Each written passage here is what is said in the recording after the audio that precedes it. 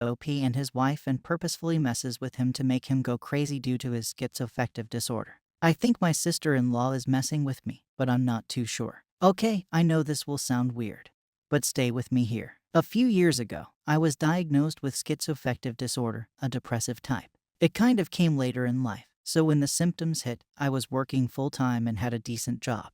After it started getting worse, I ended up losing my job, and now I'm in the process of going for disability. It's not where I wanted to go in life, but I'm trying my best. It's been hard. Trying to find the right medication is a bee, but I've found ones that are working wonders, and my hallucinations have been down by a lot. Things were starting to look up. So my wife has been really supportive, and is basically supporting me financially. It's one of the hardest things about going through this, to be honest, having to live like a deadbeat husband and having my wife work extra hard for the both of us. Her family has been less than thrilled, and I can't really blame them. I'm still cordial with them, but it's tense. A few months ago, Kathy's sister Sue left her husband and came to live with us along with her baby. I can't say I'm happy with new people in the house, but I understood and tried to be accommodating with her, and for a while, things were good between Sue and me. She's always been a little nervous around me ever since my diagnosis. When it first came out, she immediately sent a text to my wife saying she didn't trust me around her kid for babysitting anymore, but she seemed to lighten up and everything seemed good. It started last month where, every time I walked past Sue when we were alone, I'd hear her whisper stuff I couldn't make out. I'd ask her if she said anything, and she'd always said no, so I assumed I was mishearing stuff or maybe it was my audio hallucinations. But it started to happen more often, like every damn time I was near her. Sometimes we'd be watching a show and I'd hear whispering coming from her, but I never could get a good look in her mouth to see if it was her or not. She'd either be turned away from me, behind me, or in front of me. The whispers started getting louder, and I could actually make out what they were saying. Stuff like unalive them all or AITA be, which really started to worry me. My hallucinations have always been kind of rough, but they always seemed focused on me, like I hate you or you're a failure. Never the other stuff. So I was worried they were getting worse on me. Then I started hearing voices from other rooms. It sounded like someone was talking from other rooms, and anytime I'd ask Sue if she heard anything, she'd claim not to. The weird thing is, my audio hallucinations are different from what I was hearing. My hallucinations have always sounded female, whereas the voices from the other room have been male. My voices also sound like they are whispering right next to my ear, while these ones sounded like they were taking place somewhere else. The weirdest part was that what the voices said sounded a lot like a meme from 4chan.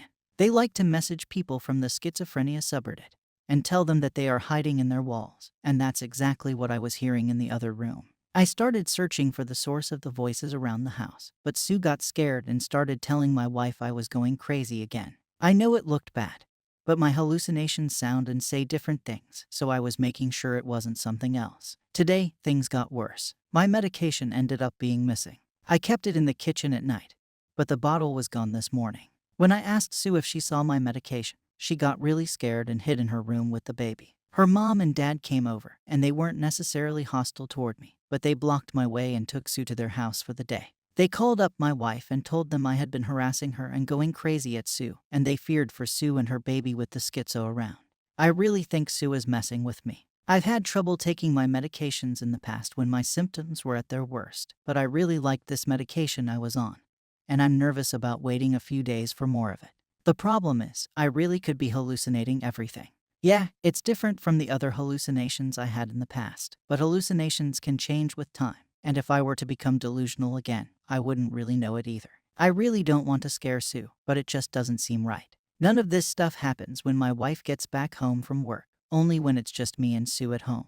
I didn't think she'd be capable of doing stuff like this, but everything about this just feels wrong. I'm not sure how my wife is feeling about this. I haven't had a chance to talk to her in depth about it, and what little we did get to talk about, I couldn't really tell how she was feeling about everything. She's been my biggest cheerleader and supporter through all of this, but her family is saying my symptoms are targeting her sister and nephew now, so I'm not too sure what's going through her mind. I just don't know what to do. Ever since this started happening, my symptoms have made a comeback, so I have heard my usual hallucinations from the stress of everything. I don't want to be a monster, and I was thinking of maybe getting myself into the psych ward, but I just have this feeling that this is just Sue effing with me. My delusions and hallucinations have always been spirit-related, not targeting anyone specifically. And if it's Sue who is doing this, why in the world would she be messing with me like this if she truly believed I was dangerous? What should I do? Relevant comments from the OP.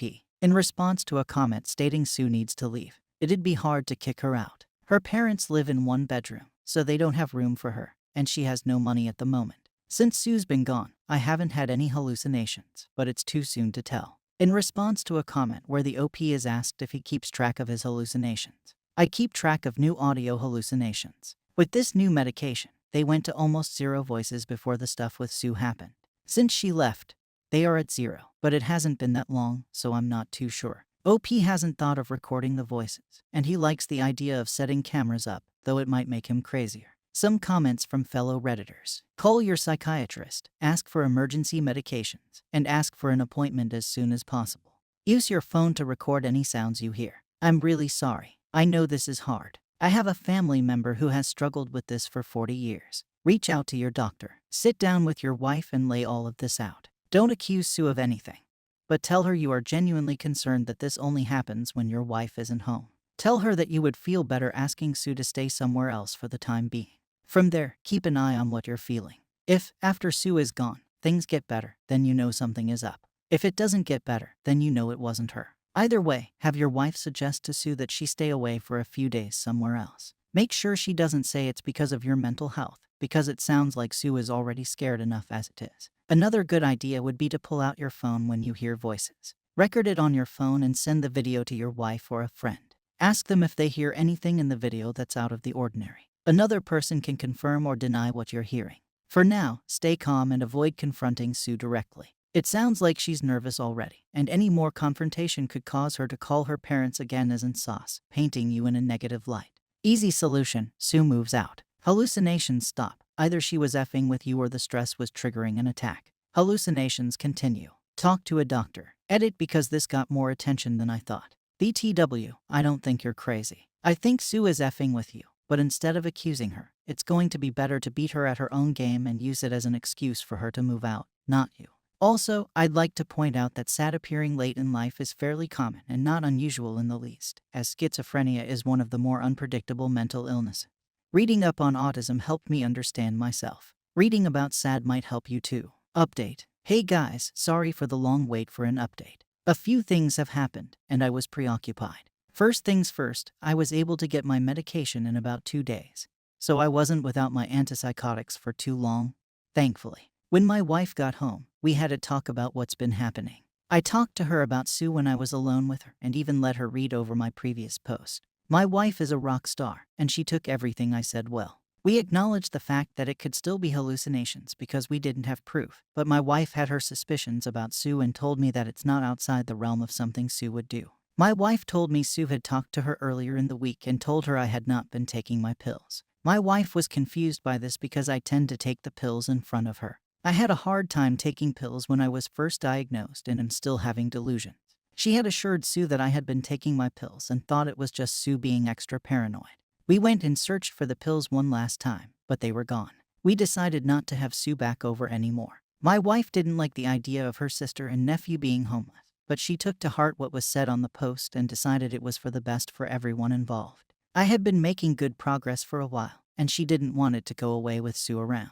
Of course, when she called up her family to tell them, they were pissed. Her parents screamed at her for choosing her husband over family, and later her sister called her up, crying about how they were going to be homeless soon because the parents weren't going to let her stay there for too much longer. It hurt seeing my wife caught up in this, and I'm not going to lie, I almost relented about Sue staying with us, but my wife assured me that this was the right decision. So everything was quiet for a few days. I didn't have any of the new audio hallucinations with Sue around.